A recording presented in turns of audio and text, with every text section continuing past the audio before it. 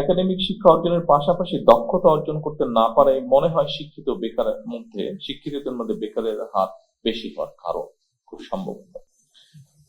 বাংলাদেশে উচ্চ শিক্ষা রূপান্তর, টেকসই উৎকর্ষতার রোডম্যাপ এই শিরোনামে বিশ্ববিদ্যালয় মঞ্জুরি কমিশন আজ দিনব্যাপী কর্মশালার আয়োজন করেছে। আমি ব্যক্তিগতভাবে বিশ্বাস করি এটি অত্যন্ত সময় উপযোগী একটি অনুষ্ঠান। আপনারা যারা এতক্ষণ আলোচনা করলেন, এইসব আলোচনায় শিক্ষা ও গবেষণায় আমাদের বিশ্ববিদ্যালয়ের বৈশ্বিক মান বজায় রাখতে পেরেছে কিনা এমন একটি প্রশ্ন হয়তো ফুটে উঠেছে, হয়তো ফুটে ওঠেনি। তবে আনফরচুনেটলি খুব সম্মত বাস্তবতা হচ্ছে একবিংশ শতাব্দীতে শিক্ষা, গবেষণা এবং জ্ঞানের উৎকর্ষ অর্জনের ক্ষেত্রে বিশ্ব বিখ্যাত বিশ্ববিদ্যালয়ের র্যাঙ্কিং এ আমাদের বিশ্ববিদ্যালয়ের অবস্থান এখনো মনে হয় প্রত্যাশিত উচ্চতায় পৌঁছতে পারেনি। 200-র বেশি সার্ভিস ও ফিচারে লেনদেনের সব বিকাশ অ্যাপে সম্ভব। র্যাঙ্কিং ক্ষেত্রে সাধারণত গবেষণা, প্রকাশনা, পাবলিকেশন, সাইটেশন এবং উদ্ভাবন এই বিষয়গুলোকে মনে হয় বেশি গুরুত্ব দেওয়া হয়। সেই ক্ষেত্রে আমাদের অবস্থান কোথায়, এই বিষয়গুলো নিয়ে আমাদের শিক্ষাবিদগণ নিশ্চয়ই আরো চিন্তা ভাবনা করবেন। শুধু পুঁথিগত শিক্ষায় নয়, বিশ্ববিদ্যালয় গবেষণা এবং উদ্ভাবনের দিকে মনোযোগ না দিলে মনে হয় প্রতিযোগিতামূলক বিশ্বে আমাদের টিকে থাকা কিছুটা হলেও কষ্টসাধ্য হয়ে পড়বে।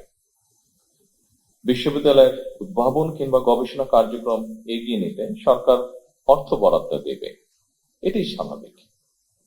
তবে আমি যতটুকু জানি, ব্রিটেন সহ বিশ্বের অনেক দেশই যারা বিশ্ববিদ্যালয় অ্যালামনাই, তাদের অনেকেই কিন্তু বিশ্ববিদ্যালয়ের গবেষণা এবং উদ্ভাবন কার্যক্রমকে এগিয়ে নিতে সাধারণত পৃষ্ঠপোষকতা করে থাকেন।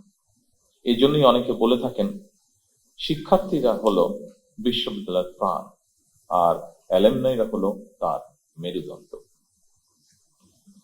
ঢাকা বিশ্ববিদ্যালয় সহ দেশের বিভিন্ন বিশ্ববিদ্যালয়ের শিক্ষার্থী বর্তমানে যারা দেশে বিদেশে জ্ঞানে বিজ্ঞানে অর্থবিত্তে প্রতিষ্ঠিত, সেই সব অ্যালামনাইদেরকে বিশ্ববিদ্যালয়গুলোতে শিক্ষা ও গবেষণা উন্নয়নে সম্পৃক্ত করার উদ্যোগ নেওয়ার জন্য আমি উপস্থিত শিক্ষাবিদদের প্রতি বিনীত আহ্বান জানাই। সম্মানিত সুধী মণ্ডলী, আরো একটি বিষয়ের দিকে আমি আপনাদের দৃষ্টি আকর্ষণ করতে চাই। বিশ্ববিদ্যালয়গুলো থেকে প্রতি বছর লক্ষ লক্ষ শিক্ষার্থী বের হয়। উচ্চশিক্ষা নিয়েও অনেকে বেকার থাকেন, অর্থাৎ বেকারত্বের সংখ্যা আমরা যদি একটু দেখি, উচ্চশিক্ষিতদের মধ্যেই মনে হয় বেশি। এর কারণ সম্পর্কে নানা মতামত রয়েছে, তবে মনে হয় একটি ব্যাপারে কম বেশি সকলেই একমত। একাডেমিক শিক্ষা অর্জনের পাশাপাশি দক্ষতা অর্জন করতে না পারায় মনে হয় শিক্ষিতদের মধ্যে বেকারের হার বেশি হওয়ার কারণ খুব সম্ভবত। এবং সেজন্যই বর্তমান সরকার মনে করে প্রাথমিক সিলেবাস থেকে শুরু করে উচ্চতর পর্যায় পর্যন্ত আমাদের শিক্ষা কারিকুলাম গুলো একটু নতুন ভাবে সাজানো বোধহয় এখন সময়ের দাবি। নৈতিক মূল্যবোধ সম্পন্ন কর্মসূচি শিক্ষা ছাড়া বেকারত্ব নিরসন মনে হয় খুব সম্ভব হবে না। সময় উপযোগী শিক্ষা কারিকুলাম ছাড়াও বৈশ্বিক প্রতিযোগিতায় টিকে থাকা মনে হয় সম্ভব নয়। এ কারণেই বর্তমান সরকার একাডেমিক সিলেবাসকে সময় উপযোগী করার কাজ এর ভিতরেই হাতে নিয়েছে। সম্মানিত শিক্ষকবৃন্দ, সম্মানিত গবেষকবৃন্দ, বিশেষ করে উচ্চশিক্ষা ব্যবস্থাকে সময় উপযোগী করতে বর্তমান সরকার অ্যাপ্রেন্টিসশিপ, ইন্টার্নশিপ এবং ইন্ডাস্ট্রি একাডেমি এটার সহযোগিতা বাড়ানোর জন্য চেষ্টা বা উদ্যোগ গ্রহণ করছে। প্রাথমিকভাবে বিভাগীয় শহরগুলোতে অবস্থিত বিশ্ববিদ্যালয়ের সঙ্গে স্থানীয় শিক্ষা ও ব্যবসা প্রতিষ্ঠানের সম্পর্ক স্থাপন করা এই কার্যক্রম শুরু করার উদ্যোগ সরকার নিচ্ছে, যার ফলে আমরা মনে করি শিক্ষার্থীগণ পুঁথিগত বিদ্যা অর্জনের পাশাপাশি হাতে কলমে শিক্ষা লাভ করে শিক্ষার্থী অবস্থাতেই কর্মদক্ষতা অর্জন করতে সক্ষম হবেন। ফলে শিক্ষা জীবন শেষে সম্ভবত তাকে আর বেকার থাকতে হবে না।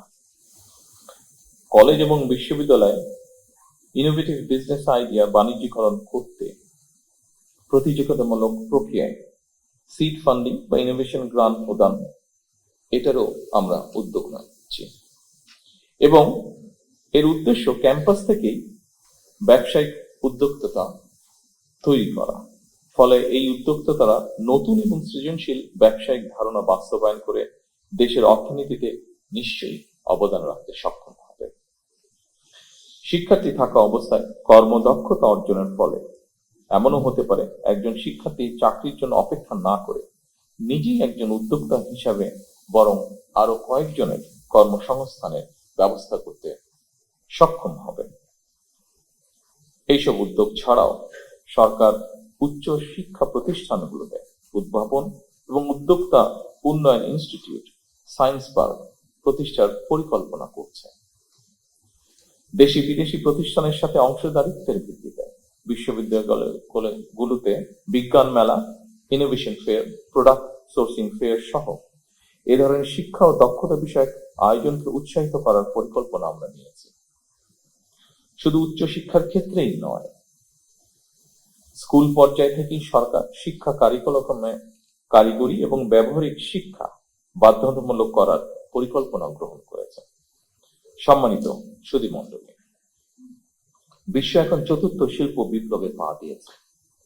চতুর্থ শিল্প বিপ্লবের চলমান এই সময় এআই বা কৃত্রিম বুদ্ধিমত্তা, robotics, automation, genetic engineering, biotechnology, cyber security, quantum computing, big data, material science, nano technology, পঞ্চম প্রজন্মের ওয়্যারলেস প্রযুক্তি, এইসব উন্নততর প্রযুক্তি একদিকে আমাদের চিন্তার জগৎ নিয়ন্ত্রণ করছে, অপরদিকে শাসন করছে মানুষের কর্মক্ষেত্র বা কর্মসংস্থান। এর ফলে নিত্য নতুন প্রযুক্তির ব্যবহার একদিকে প্রথাগত চাকরির বাজারে বেকারত্ব হয়তো বাড়াচ্ছে, অন্যদিকেও আবার তৈরি করছে নিত্য নতুন ভিন্ন ধরনের কর্মসংস্থান।